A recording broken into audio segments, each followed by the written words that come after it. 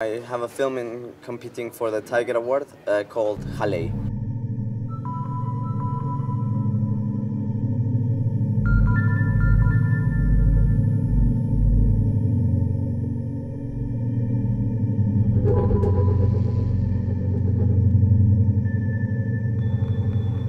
Vengo a decirle que ya no puedo seguir trabajando aquí. ¿Pero por qué, Beto? ¿Que ya no estás contenta? He tenido problemas de salud desde hace algún tiempo. I did a lot of video work before, and I was also a film editor working in Mexico. But I studied film, and I always wanted to not necessarily tell stories, but I like the form and the medium of film. I think, like every other first-time director, it's difficult for people to believe in that you can maybe make a film of this length, and cinema is a very costly medium. So of course we had to struggle, and we did struggle, and we didn't get a lot, so we had to make the best of it, and we had to compensate. And with I mean, everybody in the crew and loved very much the project, and so what we lacked in money we made up with love for the project. ¿Qué es la enfermedad? ¿Por qué enfermamos y morimos? Yes, it's a film about decay and about loneliness, or maybe the loneliness of immortality, which is the same one that maybe Dracula and Frankenstein and all these Gothic monsters suffer from. And we wanted to maybe create this sort of contemporary monster in Mexico City. I really like horror films. I think they can be very confrontational, very aggressive. I don't want to say my film is aggressive, but it does confront you, and it's it deals with the grotesque, and but it's something that we deal with every day. Almost the film itself serves as a metaphor for what the process of deterioration that we all go through in our lives. Like just getting old and getting closer to death. It's just this process that everything that's organic goes through, the process of rotting, of decaying.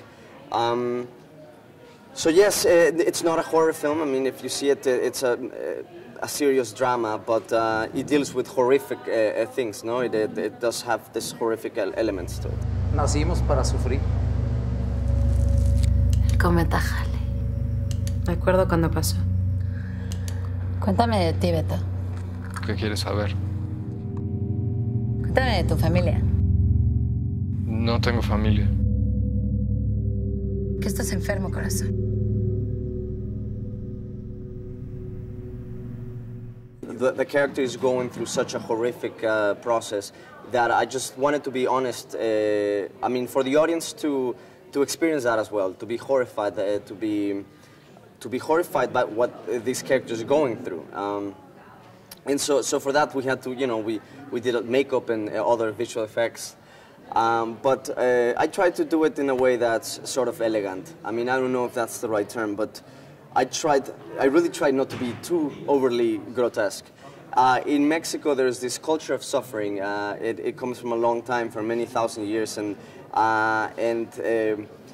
guilt and suffering is a big part of us. And so yeah, so he goes. I wanted to create this interesting relationship between maybe the zombie and treat what he's going through as an illness, and he goes to maybe seek some refuge to this church, where they're talking about illness and sickness. The theme are just the horrors of a sick person, of a sick man. I mean, I wanted to portray a zombie in a manner that's much more compassionate and humane. I wanted to portray a zombie as a person who is going through this deep suffering, and this process of his skin falling off, and just how horrible that could be, Llevas mucho tiempo así. Sí. I've always loved the absurd in cinema. I think the master of that would have been Luis Buñuel.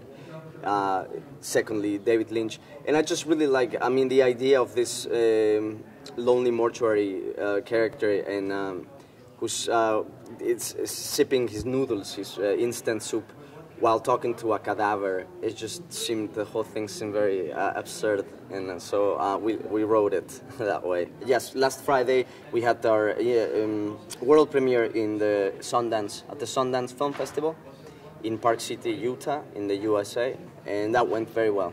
It's funny, every Mexican filmmaker today always gets asked about Carlos Regadas. Well, he happens to be my friend, and I have worked with him before, and he's my friend, and he's of course one of the masters, and he's a great teacher, and he's a great guy, enthusiastic guy. He liked the film, he liked my film, and he was very enthusiastic about me coming to Rotterdam, and very happy for me. He has a particular love for this festival. I think the first time he showed his work, which was Japón many years ago, like 10 years ago, his first feature, it was shown here in Rotterdam, and then he went to Cannes, where he won an award. But yeah, Regadas is, I think today a very important contemporary filmmaker, and Mexico's really interesting. I mean, he's our most interesting and complex filmmaker and artist. I have much respect for him. I couldn't say my film is personal. I think my film deals with personal obsessions. I mean, I've always had this obsession with skin and with disease, with the body, how we relate to the body, because my relationship with my own body is something that's very interesting to me.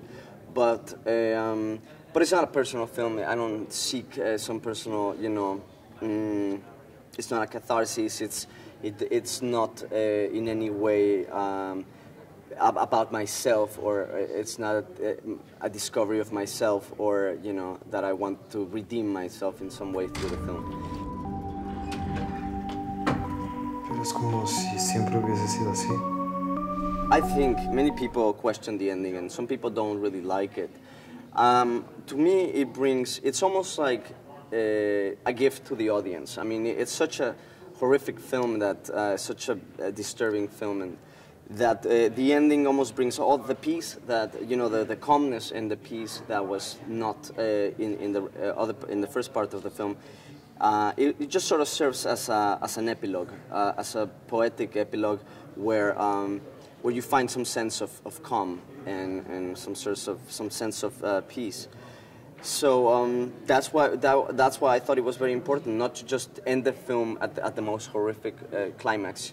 Well, another thing that's important to mention maybe, or that not many people notice, is that the whole film is shot in interiors.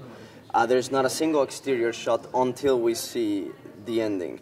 And even on the subway, we're in the train, we're in the station, you see the world through windows, but never outside.